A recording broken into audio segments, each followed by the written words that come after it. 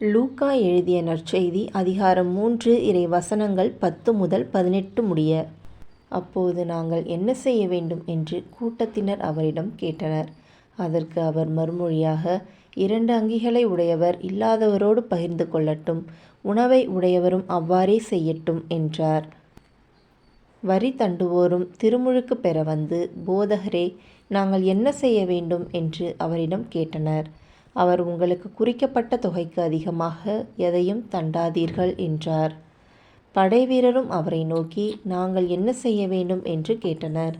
அவர், நீங்கள் எவரையும் அச்சுறுத்தி பணம் பறிக்காதீர்கள், யார் மீதும் பொய்க்குற்றம் சுமத்தாதீர்கள், உங்கள் ஊதியமே போதும் என்றிருங்கள் என்றார். அக்காலத்தில் மக்கள் மீட்பரை எதிர்பார்த்து கொண்டிருந்தார்கள்.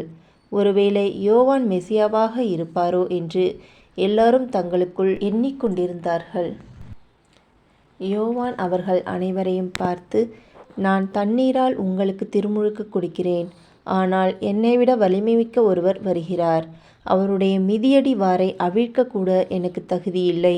அவர் தூய ஆவி என்னும் நெருப்பால் உங்களுக்கு திருமுழுக்கு கொடுப்பார்.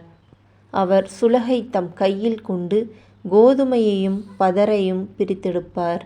கோதுமையை தம் களஞ்சியத்தில் சேர்ப்பார், பதரையோ அணையா நெருப்பிலிட்டு சுட்டெரிப்பார் என்றார்.